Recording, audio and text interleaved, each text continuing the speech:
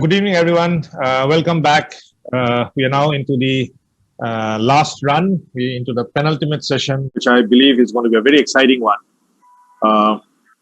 So we had some wonderful session over the last 2 days, which essentially talked every aspect about printing and packaging industry, right from strategy that needs to be adopted, during this, I would say, very, very uncertain times, to looking at various kind of opportunities, what is trending in terms of the industry, in consumer behavior.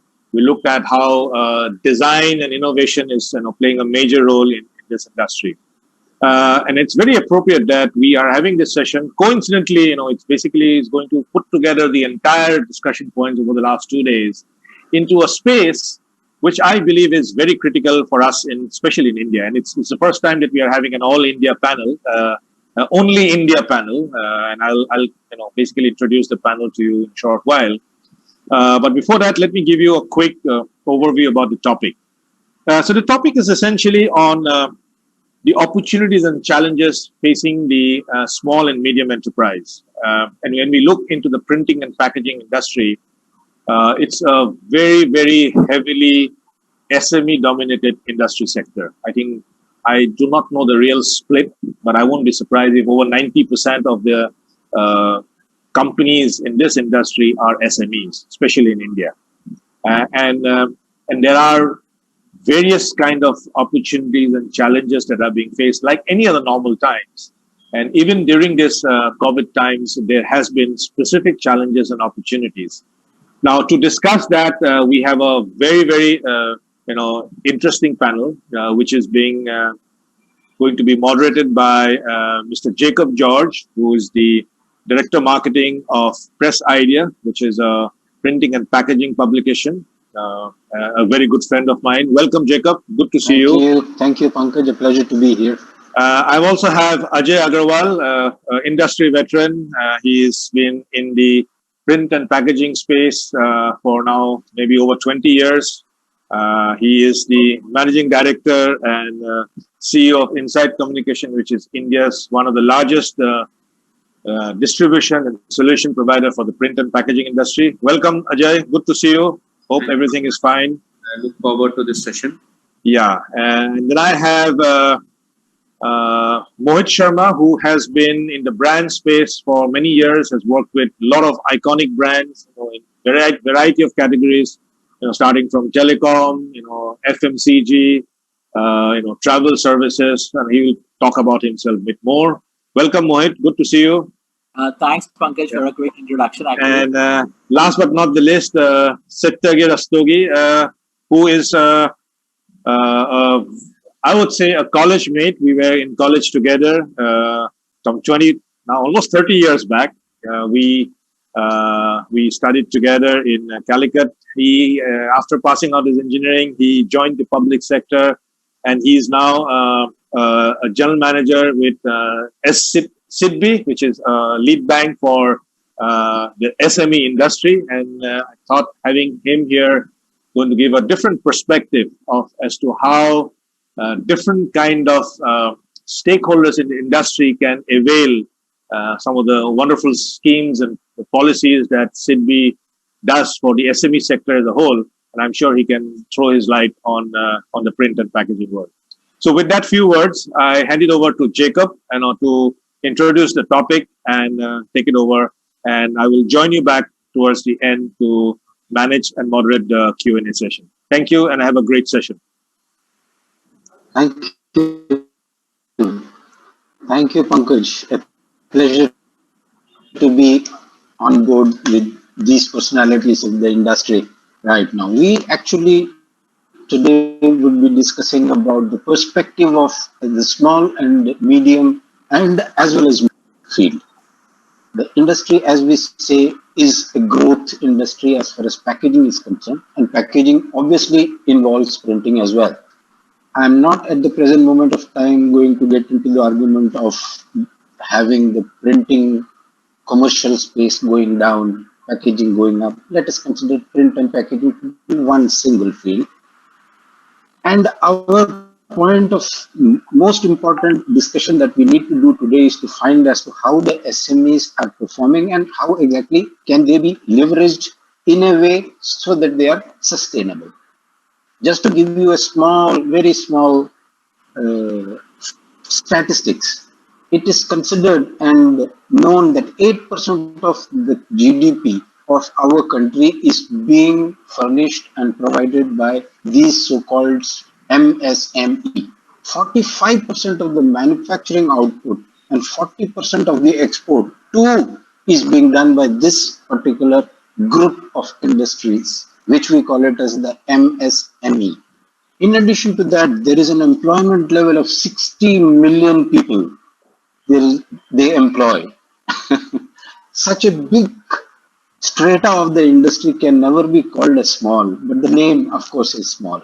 Just to give you an idea of what exactly this SME is based basically on the investment that they make. For example, the small group in the SME will be having a approximate investment between 25 and 5 crores. The micro will carry about less than 25 lakhs and the medium about 5 to 10 crores. That's how it comprises the MSME.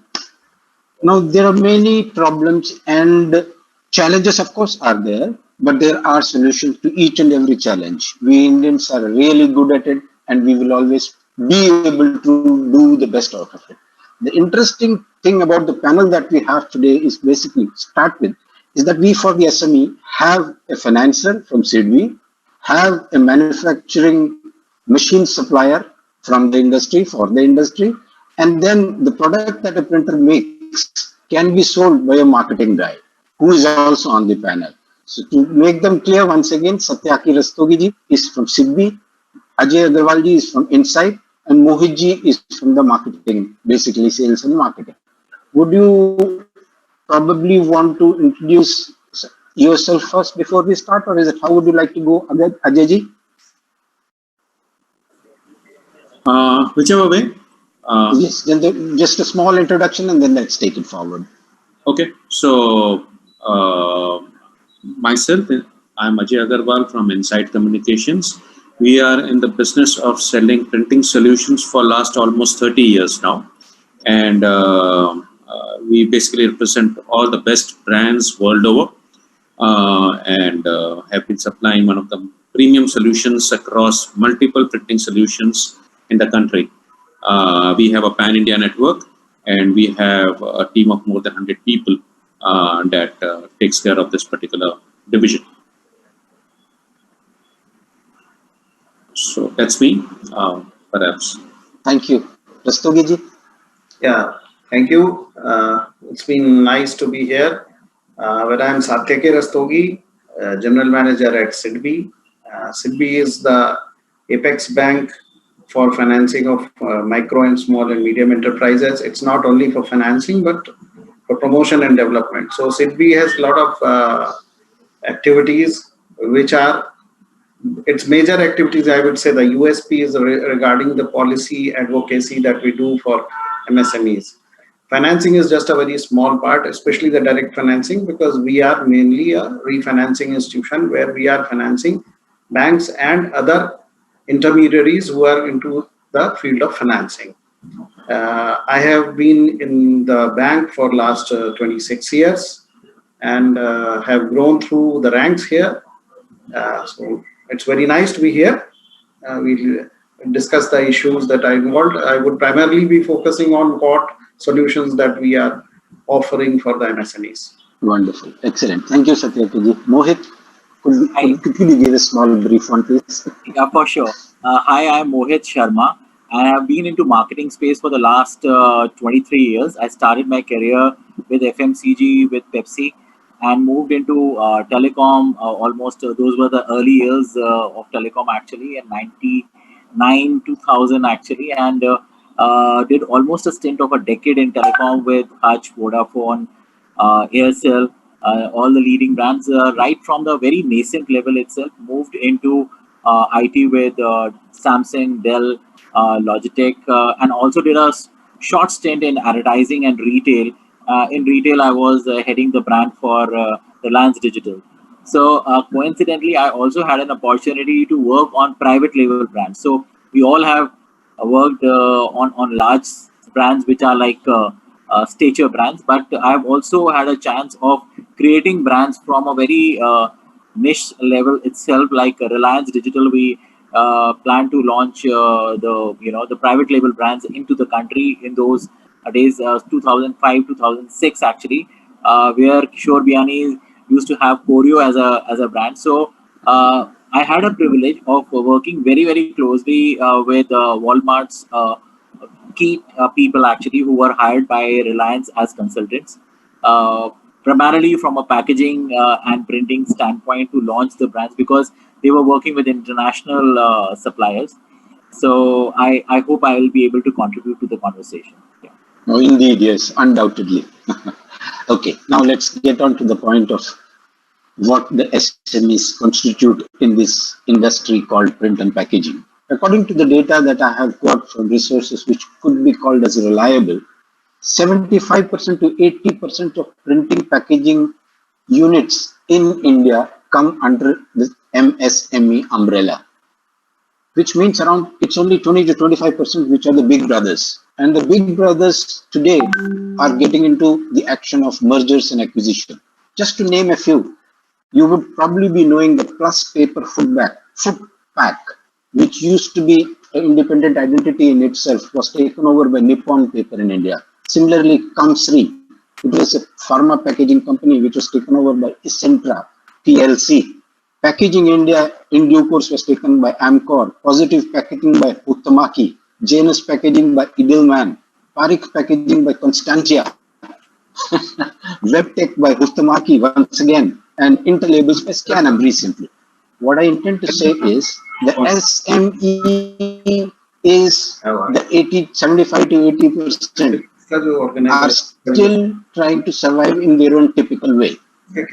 Now, coming over to the point of discussion, what I feel is the macroeconomic challenges, which includes the GDP going down for whatever reasons, and then adding on and piling to it is the COVID-19 pandemic, which has again affected the whole array of industry, including the SME.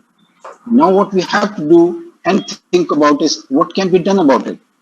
What exactly are the steps that we can take so as to give the leverage to the SMEs to stand on their own feet once again?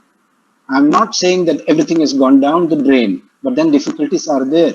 Majority during the pandemic, it was also heard that certain printing units are doing very good, and that's true because those supplying to the essential services like pharma. All the printers were busy, but that's also a very small proportion of the entire industry. So let's start with Mr. Ajay Agarwal. Sir, could you please give your idea as to what can be done under these circumstances, wherein there is a pain point amongst the MSME, sir? Please go ahead.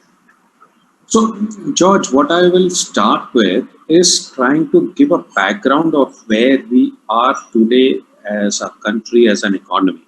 Because unless we are all clear where we stand, we will not be able to take the right decisions. Okay. So let's start with a situation where we are, which is staring in front of us, which is minus 23.9% GDP. And what should we do about this? According to me, one need not be pessimistic at all. Let's look at some situations which have happened, which are happening, and which should give a lot of hope to all the Indians and all the SMEs who are right now listening to the show. If you see, India's relief package of 20 lakh crores, which was announced, was one of the most wonderfully articulated package announced across the world. Okay, it followed a wonderful Chanakya Niti formula. While we have heard in US and in other countries doles being given to people, to households, $6,000 or $600 or whatever were given to each and every household, and a lot of currency was printed. India did not resort to any of such things. Okay, India followed a model of, in Hindi it's called Dan and Anudan. Anudan is loan. So somebody who is at a very weak level of economic strata was given 5 kgs of food grains, stuff like that, so they don't go hungry. And a huge SME sector was given almost 18 lakh crores of loans. Okay, which means that their cash flows are going to fall in place, and over a period of time they should be able to repay it. Some of it can also go back, but still it is much lesser than just printing money and throwing it into the economy, right? So according to me, our finance minister and prime minister did an extremely good job in giving the relief package. That's number one. And we may not see this today, but over a period of time, we will see that our fiscal deficit is still under control. Our inflation is still under control, and we will come back to normal because we have not kind of just blown away the money, right? The government has been extremely fiscally prudent. Let's look at the other point. Just about 30, 40 years ago, when we were young, every family member who was earning was taking care of 7 to 8 non-earning members. Okay, it's changed totally nowadays. Perhaps today the ratio is 1:1 or 1:2, right? This has given a lot of strength to the economy in the country. 30 years ago, there was, when one earning member was taking care of 8 non-earning members, he could only take care of the necessities.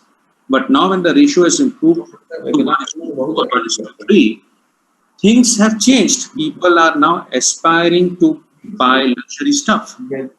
Our demographic is also in our favor. Is also in our favor. You know, we all know about this, and the India's demography is immensely, right? Moving forward, we have seen a situation where now the new Cold War is going to be against China, right? China on one side, and US and Australia and Japan and India and Europe are on one side. This is also going to make a huge difference to India's economy. I'm already seeing this happening with some of my customers who are primarily into textile printing, and there have been a dearth of inquiries that they have got from export customers, and they want to shift their bases from China into India. The issue, which Pankaj also mentioned in his opening remarks, is that our industry is full of SMEs, and they still have a fear in their mind, and they are not willing to innovate and not willing to kind of jump ahead and take some bold decisions. But I'm sure over a period of time things will change, and we will become a huge export-oriented economy, and we will become parallel to China very, very soon. So according to me, there is absolutely no reason anybody should be pessimistic. One should use this time to survive. No two ways about it. The times are difficult. You cannot thrive unless you have survived this period. In the initial phases, we were saying it would be 3 months. Now it's already 6 months. And in some states like Maharashtra, it can be 9 months. And by the time we are kind of back to normal with the vaccine in place, it will be almost a year. So no two ways, this year is going to be a tough year. And the only requirement for every printer, every SME is to survive, ensure his cash flow is managed. Okay, but once he comes out of this, there's a huge opportunity lying in front of us. So on a macroeconomic front, I am extremely, extremely bullish. Okay, it's just a phase that one has to cross, and then the sun rises the first in the east kind of a scenario. We will see the sun rising on India very, very quickly. Thank you very much, Ajay. Which in short, I would say that what you want to say is basically the end of the tunnel is bright. So let's wear a cap so that we don't get blinded. Yes. So now, after having said this, all the SMEs who are listening to this particular show, the first thing that I would have to tell them is the crisis is not over.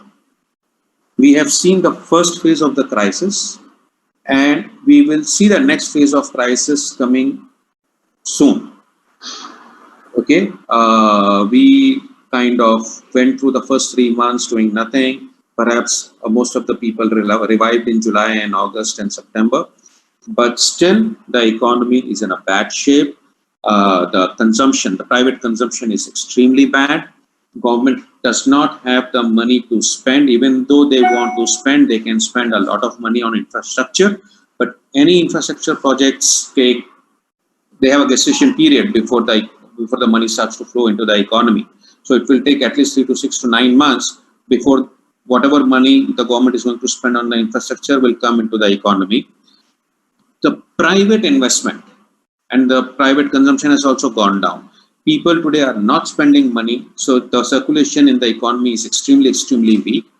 And the first phase of comfort that we are right now getting after 3-4 months of lockdown is a temporary phase. There is going to be another round of slowdown around the corner. So you have to survive that phase as well. And then thereafter, take it further. So for now, survive, but also start planning for the future. As Pankaj mentioned in his opening remarks, when you're planning for the future, I'll just give you an example. We deal with a lot of commercial printers. You also mentioned about them. And they are going through a tough time, right? Commercial printing is going to change. It is not going to die. Commercial printing will move from analog printing technologies to digital. There is the amount of digital data which is getting, which is being created on a daily basis is exponentially high from what it was 5 years ago or 10 years ago, right? But what will happen is commercial printers will have to innovate. They will have to become digital. Today, a 5-year-old child is, getting used to Zoom calls and he's going digital. And if the commercial printers don't realize this, they will have tough times. But if they realize this, they can transform themselves into a much more value-added solution provider.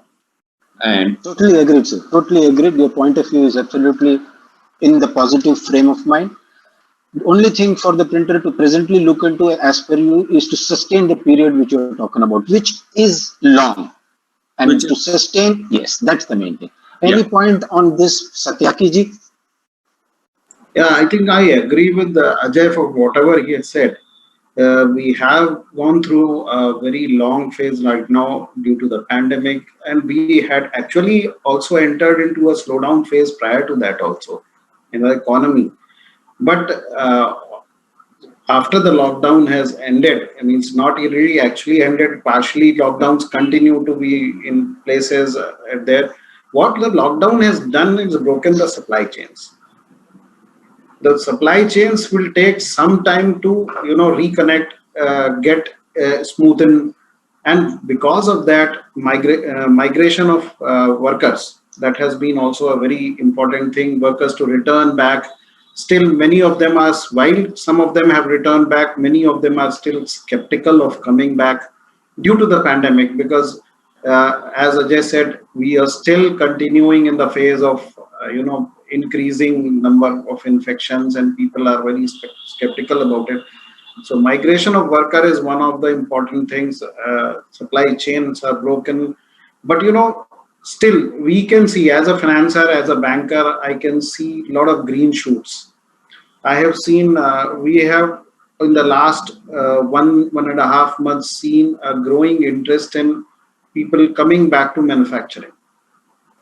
And that is something that gives me hope. Although it is not, I would say, the growth graph or the kind of vibrancy that we had seen earlier, that is yet to come.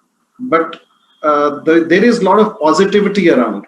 People are going into making investments, and the government has also made a lot of efforts in helping the MSMEs by giving moratorium up for a 6-month period, both on the interest and the principal, and still opening a window of further restructuring of loans of MSMEs without changing their asset classification, without classifying them as NPAs. So Yes. these are opportunities available where the government is doing its bit. And I actually agree with what Ajay said, the Dan and the Anudan part that he said. It was very good because the government has taken a very pragmatic way of handling this part of the helping the poor and also helping the industry in that. So I think, in my view, the macro, there are green shoots, there are things, but the times of distress will take some more time to end. So it's not going to end in another 3 to 6 months time. It may probably take a little bit of a quarter or two more. So according to you, it is more of a microeconomic challenge, which if withstood by the SMEs would get on to the macroeconomic opportunities. Am I right in saying that? Yes, and I would also add that MSMEs are the backbone of the economy. Absolutely. There is no doubt about it, sir. Yeah. So What do you, please give. yeah. Mohit, what do you think about this from a perspective of maybe not the SMEs per se, but an observer from outside the MSME sector? See, I would like to touch on few points, and I think then we can actually all connect on those points. One is in terms of, as Ajay has mentioned, where are we? I think it's very important question for us to actually address. Where are we? One is definitely from a country standpoint, from an infrastructure standpoint, and another is from a consumer standpoint. I think from a marketeer standpoint, I always look at the consumer first. And I look at the other aspects later, because in a country like India, which is totally driven by population and a younger audience, I think consumer is a very shiny side of our economy, actually. So a younger economy is all about aspiration, is all about looking at a positive side of things, actually. And I personally think consumption is a function of an emotion. Consumption is never a function of what you have. Consumption is a function of in terms of how you foresee your future. So if you foresee your future as a bright thing, the consumption pattern actually increases, and this is being very prevalent. It's a consumer insight you can see across. Now, as we see that because of markets being very gloomy, and there are not straight directions, or there are not clear-cut policies which people are actually looking at, that they can feel confident, yes, things will actually shape up. There are I must say, there are no what you call methodical phases that people can see, okay, if the economy will revive, this is how the economy will revive. And there is a lot of, I must say, even though people are trying to be positive, but they are still pretty much deluded in terms of whether it is 3 months or 6 months. It's more of a guesstimate. Nobody has a very clear-cut answer in terms of how much time will it come. It will take for the economy to revive. On the other side, if you look at from a consumer demand perspective, what has come out very starkingly in the last 3 months, and for me as a marketer also, it was a lot of learning. Things like consumer durables really spiked up big time, actually, on e-commerce, actually. So what has happened is people spending a lot of time at home pushed them, to look at other latent needs, which were technically no needs, when they were actually out of home and they were working, they were, really busy. So in the last 3 months, since there was a huge workforce which was actually within the 4 walls, so they finally found a lot of areas of home improvement. So home improvement led to a very high spike in the consumer durables, right from microwave to televisions to dishwasher to robo vacuum cleaners So you will be surprised when you look at the data, and I'm talking about data which is real data, right? I'm not talking about something which is we are all guesstimating actually. So that's one aspect. Another is automobile itself. I'm talking about automobile more from an entry level segment. What has happened is the push has been on the in a what you call a -1 category, which means if you are planning to buy a vehicle of 20 lakhs, maybe now your budget has suddenly become 15 lakhs.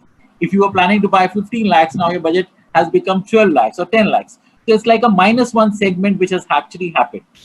Because of that, what has happened is the demand has not shrunk, but the demand has shifted actually, and the good part is that people have not deferred their consumption. They have taken decisions of consumption. But as Ajay has mentioned, is the next 3 months or 6 months is extremely vital, because this all happened because of certain parameters which we never guesstimated.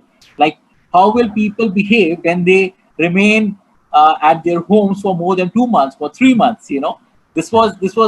This is something which no marketeer can actually forecast. Actually, so there have been a lot of learning. But what has also happened is the economic cycle, the consumption economic cycle has actually jumped almost 5 years or 10 years. I think so. The way the consumers have started behaving, the penetration of e-commerce from suppose, just to take an example like grocery as an example, right? So which could have taken another 3 years or 5 years for a grocery segment to reach from a penetration standpoint, it happened in 3 months per se. Levers would have actually planned a major investment on e-commerce maybe after 2 years or 3 years of spends. Maybe they are now relooking at it.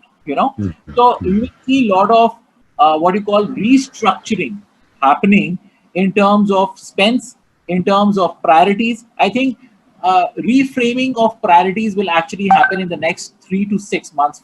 That is one thing is for sure, because people will see something which they have not seen in the past, because otherwise we were looking in more from a quarter over quarter, year over year kind of a linear growth.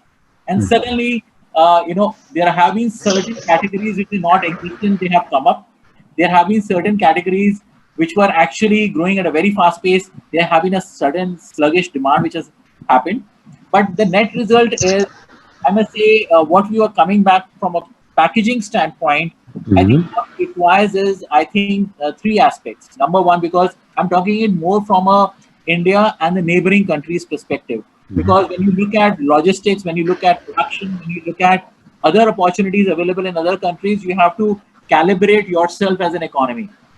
So I will see, if you look at Sri Lanka, Bangladesh, Vietnam, Malaysia, Indonesia, and I'm not even touching economies like Hong Kong, or for that matter Taiwan. I'm not even going that side actually. I'm even just talking about Bangladesh, Sri Lanka, Vietnam. These countries are kind of, I must say, exponential growth which has happened in certain categories, especially from a production standpoint, is phenomenal. They're having a lot of good work which has happened in terms of scaling up their infrastructure. That is for sure.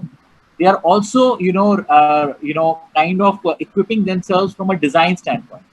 India as a country, from innovation and design, I don't think so. We are there actually when it comes to, competing on an international front. And even from a home consumption standpoint, what has happened is consumer has got exposed because of internet economy. Actually, the aspiration, their benchmarking is very much different.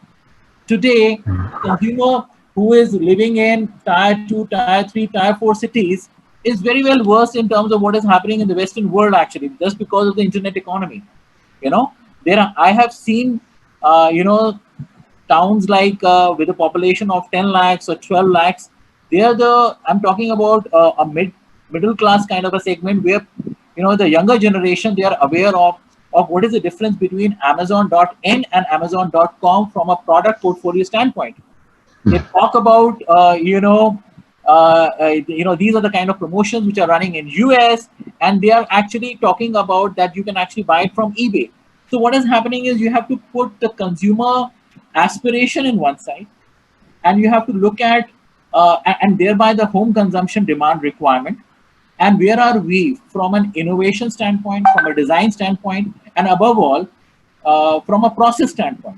We have processes which will actually enable the MSMEs to reduce the cost, still innovate, make it sustainable, and at the same time have a cutting edge design and still make profit out of it. And they should actually have a profit to reinvest in terms of cutting edge technology, machinery, and also bringing in the sustainability aspect from an environmental issues also, because the consumers are also getting exposed. I think there is no clear-cut answer, but I think we really need to ponder on these aspects and then see our future, which will help us in terms of prioritizing in the right way, rather than actually being fearful in the present scenario. You also have come to the conclusion that it is just a passing phase wherein the aspirations are high, the knowledge base is increasing, the internet economy is helping the consumerism in the country, and as Ajay and Satyaki as well agreed to it, we, in a way, with the first question, we could probably feel that yes, things are just a matter of taking time. If we tide over the time, we will certainly cross over to the next intended position area. Agreed. Now, I wanted to ask Mr. Satyaki specifically about the regulatory issues in packaging affecting SMEs in our industry. Would you be able to put some light on it, Satyaki ji? Regarding regulatory issues in packaging industries, I am not an expert on packaging industry. Fine. Yeah, but as far in general? Yeah, in general, as far as I am aware of, there is no regulatory regulator or regulatory body which is handling the packaging industry. So what is happening in packaging industry is there are all kinds of players coming in. There is no standardization. There is a lot of difference in products, in pricing, and people who actually good packaging, eco-friendly packaging products would come with a lot of investments into research and development and into investment into technology, and all this comes at a lot of huge cost. And I do in the present circumstances, whether on both on the supply side and on the demand side, whether the people are consumer as well as the manufacturer or the producer are willing to absorb these kinds of costs. That is something which is holding back the industry in the real sense right now. And there is a lot of requirement for eco-friendly produce now. But because of lack of regulation, lack of standardization, there is a need for a regulator to be brought in, and that will also help the industry. Absolutely right. Absolutely right. I also feel from the government side there should be some kind of incentivizing the research and development part, because it is all huge investments for which the returns will come at a very late stage. And MSMEs for that do not have that kind of capacities, to that kind of financial wherewithal to actually invest in those research and development. So if that can be helped by the government by way of maybe incentives in the form of tax, in the form of deferred payment, whatever, but that will help the industry to do a lot of good work, and at the same point of time keep their products which are competitive in the market. Correct. Absolutely. So basically what you are talking about is the regulatory issues needs to be brought into this industry space in order that it may grow and flourish. Yes. Since there is no sustainable policies in effect, there is a confusion down there. And for that to come, you want the government to somehow come across and help them in developing the R&D and things like that. Agreed, sir. Ajay ji, a small question again for you. The consumer awareness towards sustainable packaging, the green packaging, are these stuff of any importance to the SMEs at the present moment of time? If yes, how? If not, why not? So, okay, let me answer it in this way, that today Okay, I will keep my answers related to printing and packaging because Yes, you need to do that. Correct. Thank you. so today every printer has to first of all think which are the areas which are going to diminish, which are going to, let's say, die, and which are the areas which are going to explode. As Mohit just said, there has been a huge explosion in adopting digital over the last 3 months. And more things are happening digital, things are being ordered online, etc., etc. So every printer will have to first think, where is he? If he is in an area which is going to be going down, he's risking himself. He has to start looking at areas where he should be moving. Okay. Yes. And it is not necessarily that every commercial printer will start to do packaging. One of the things is convert your analog press into hand cut producing boxes. Yes, yes, One very of the true. first things that anybody will It doesn't work that way at all, Ajay. doesn't. Packaging is a different ball game Yeah, altogether. and Anyhow, I pity those guys who are thinking they'll just use this machine to print boxes and things will be done.